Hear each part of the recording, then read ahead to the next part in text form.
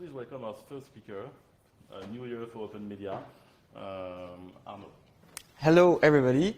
I'm pleased to see that much people at so early on a Sunday. So I'm here to present you Tesselle, which is an image viewer and annotator for the web. I'm working at Sciences Po Media Lab, which is a sociology laboratory.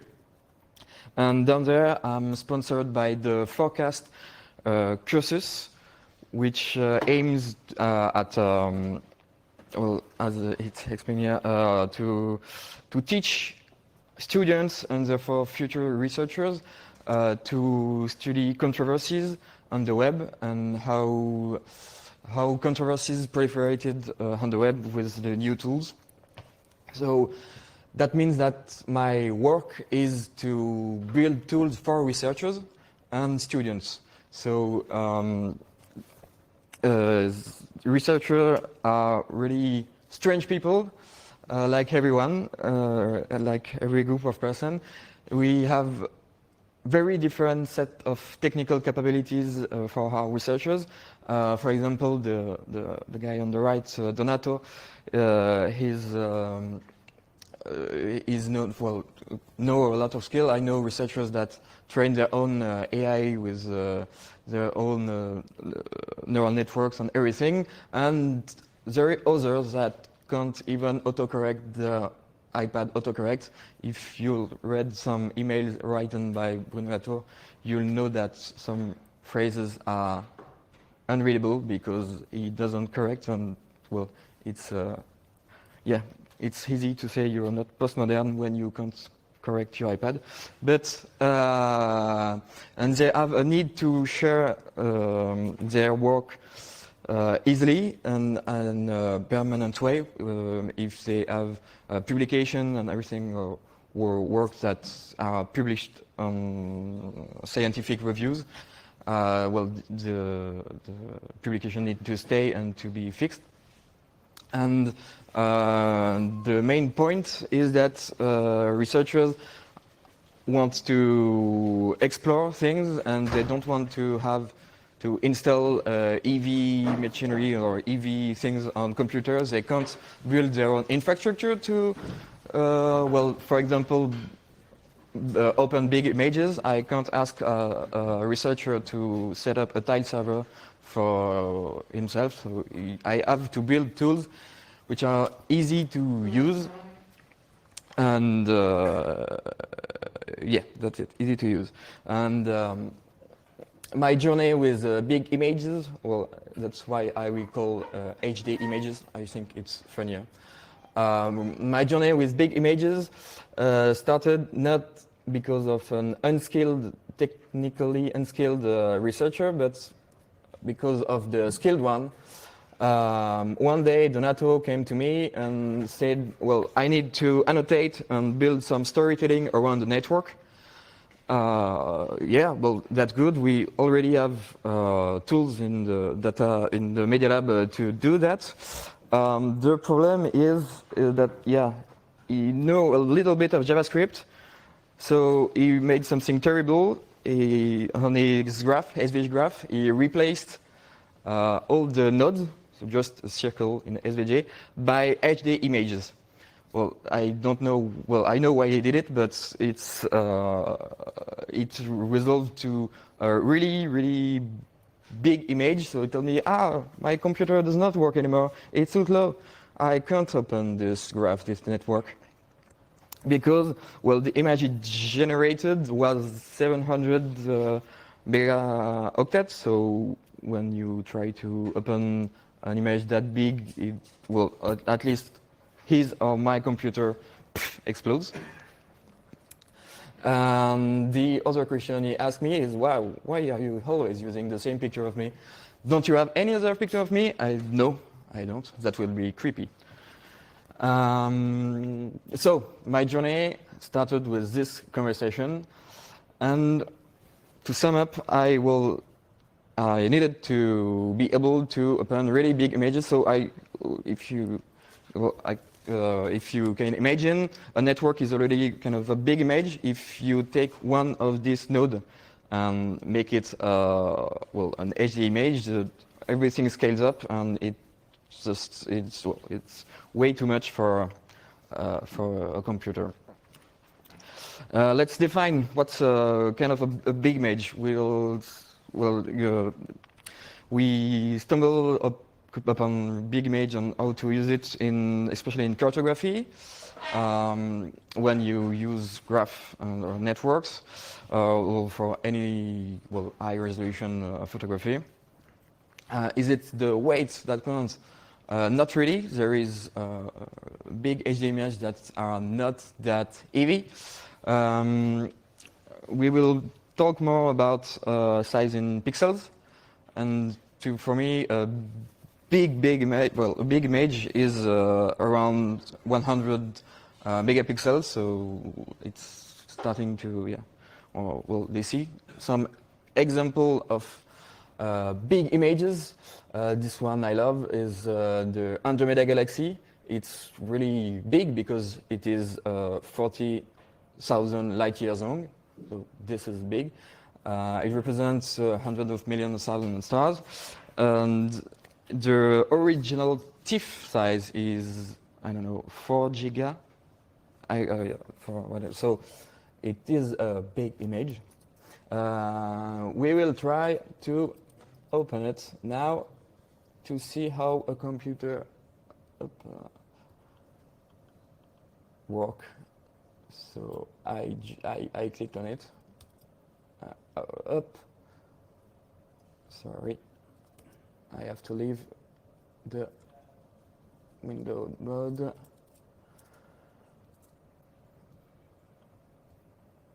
And okay. This is unexpected. I can't even show it to you. Okay, nice. This is kind of the point. This wasn't how it was supposed to happen, but the thing that was supposed to happen, that even the Mac native image viewer cannot zoom on an image that big. If you zoom a bit in it, the image just fade out, and you can't see every bit of. You can see the stars, and that's a shame if you have 100 million of stars. So okay, I'll do it faster. There is another picture that I love, is the Tabula Puntingeriana, which is a beautiful map, kind of map network. So it was drawn in 1265 in Colmar, in France. It's 7 meters long and 30 centimeters high image. It's a cool one because it represents networks, because it's not projected by geographical standards. It's projected with travel duration between points. So we'll try to open it also, but I'm fearing the same problem will come.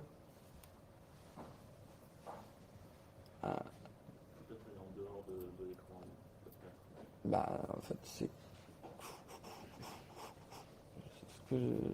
fait, je la vois là et il me la met pas.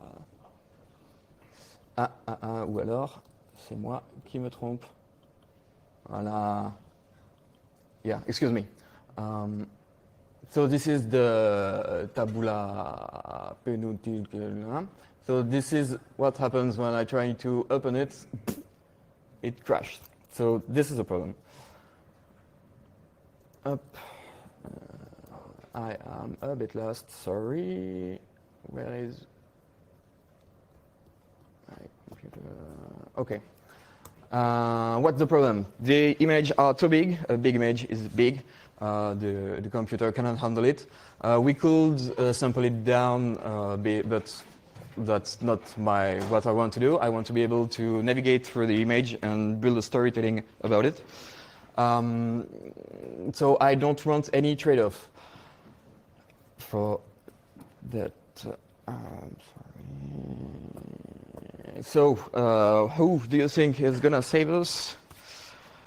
Well, when we talk about big images, who are you gonna call? This is not the Ghostbuster. This is the IIIF, which is an amazing group of persons working especially in museum, archives, libraries, which have developed an entire standard on how to open big images. This standard describes how to deliver images following an API.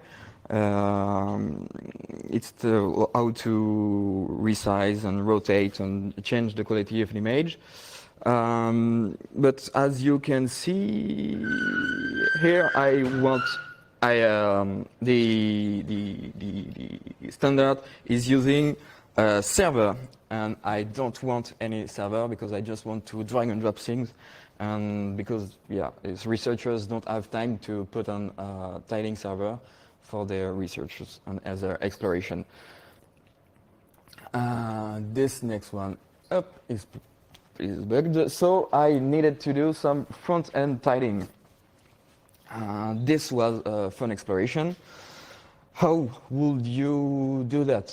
Well, there is one big gun solution is to bring ImageMagick into the browser. It's possible. We'll talk about it. And the other point will be to use the tools inside the browser, which is the canvas, when we want to modify a raster of images. So the WASP ImageMagick has been compiled and is open sourced on GitHub. We can open it. No. Yes. So this is an example, and well, there is already something bad. I will replay it.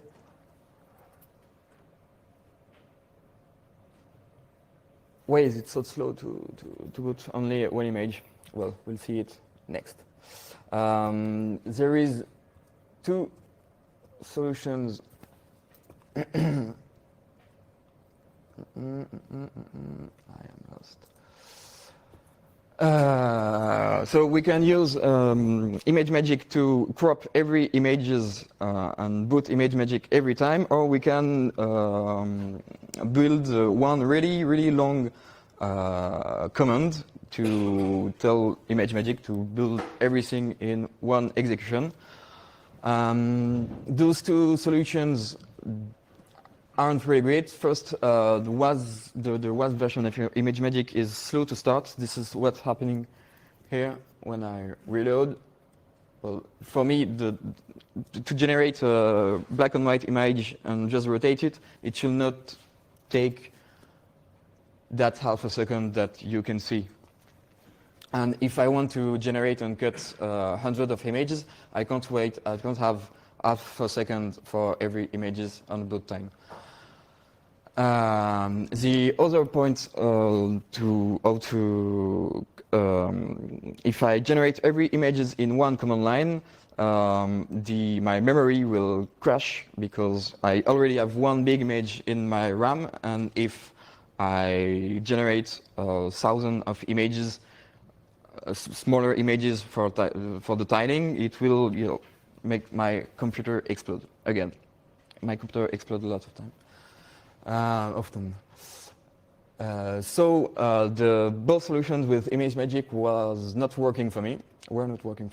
So it was not that fast.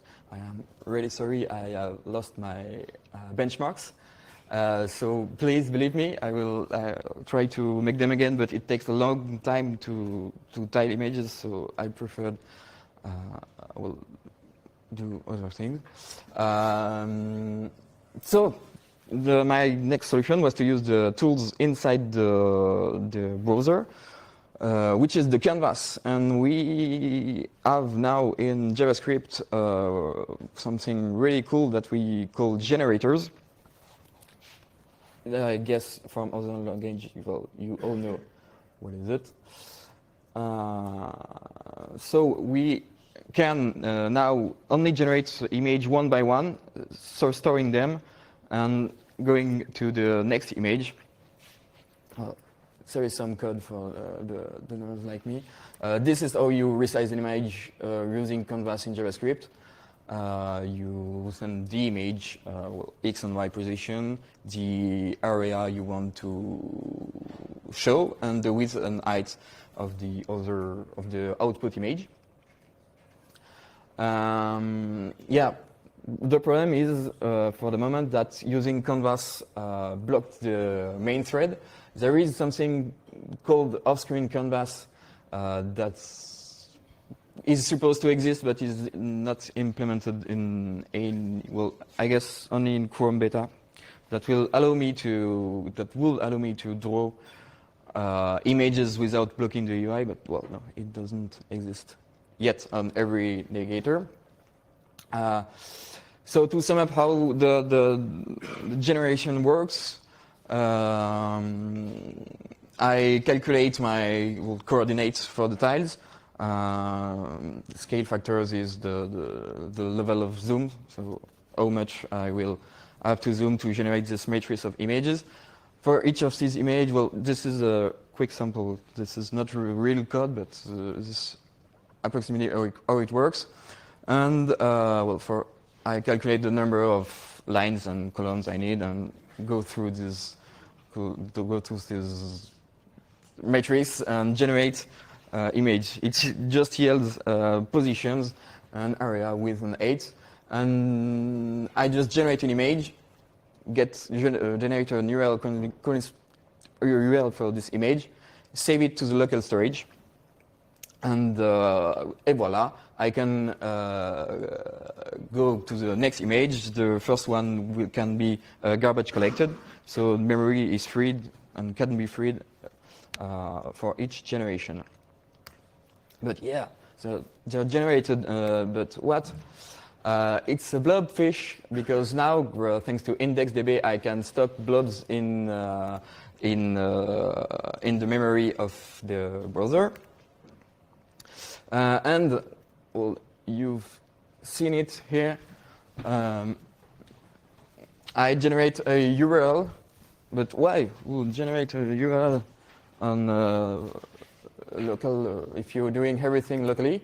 It is to follow the IIIF standard, but with less thing, because I said to you I don't need a server, so I just generate those images, those URLs. And after that, well, so the image is stored in IndexedDB with a corresponding URL that will match the EEF standards, well, or any other cartography. If you use cartography and if you knew how tiles work, this is the really simple part of this visualization. So it's just a leaflet layer, which instead of going to the network to fetch images, it just goes to the browser memory. And we still save a little bit of memory by using a LRU cache, which is really cool. It's a least read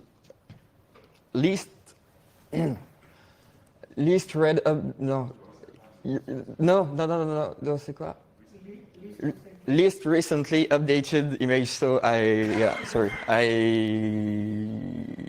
well, this is a way of telling I don't want to stock a lot of URLs. So when the list called URL is kicked off the list, I unlock it and memory is freed again. Okay, I have. Okay, I will just show you some results of how does it work. This is the tabula annotated.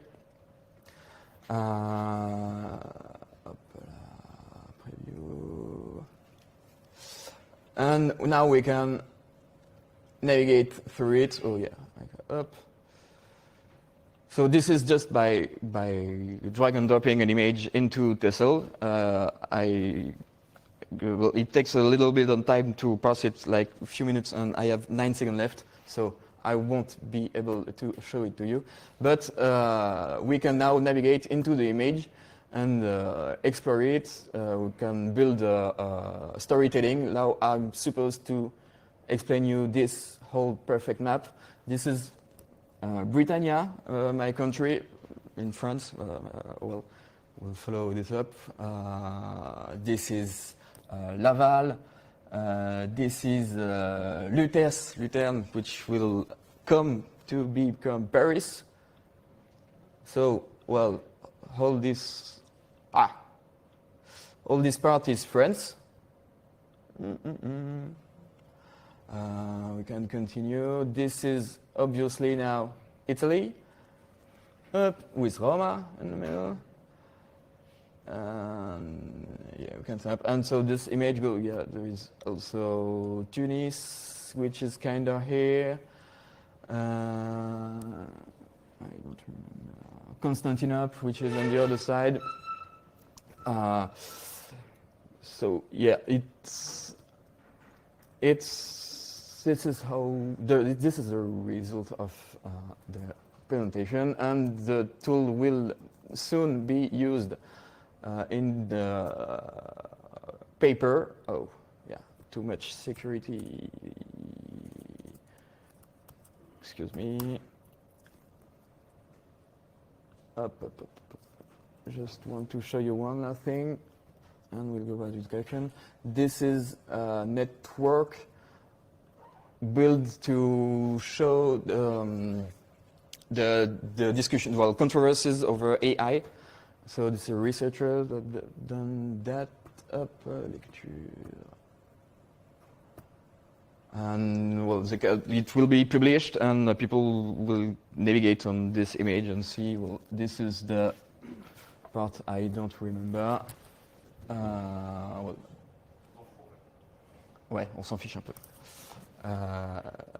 But well, we can navigate and see the storytelling built by the user. I will stop now because I have talked too much.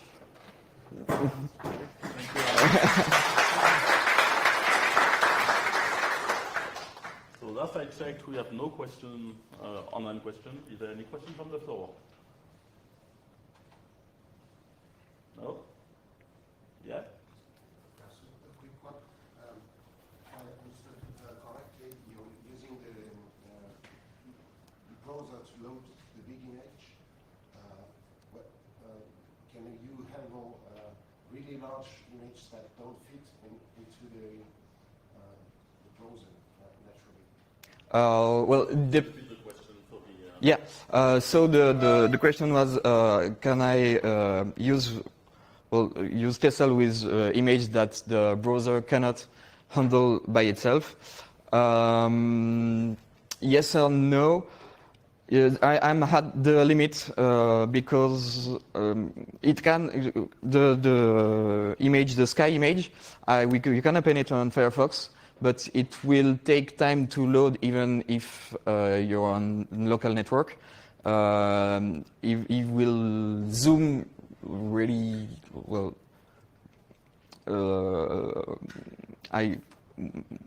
Mainly moins bien. It zoom less good. I'm sorry, I'm losing my words. And mainly, sometimes the image just fades out, and it's just merely, I don't know what's happening. Just fades out, and I need to move again, and the loading will start again, and everything. So yes, but Navigator are, to be honest, really good already at opening images and everything. Then what is the limit of what the image can put? Well, the size limit, it depends. Oh, yeah. What's the limit of the image, the size of the image I can stock in Tesselle? Well, the whole point is the memory allocated to the browser by the system is approximately 10% of the free space on your hard drive. So this is my limit. And time to parse everything, because the Sky one takes some like 20 minutes to parse entirely, and it's like 10 level of zooms. Okay, and yeah, sorry for my.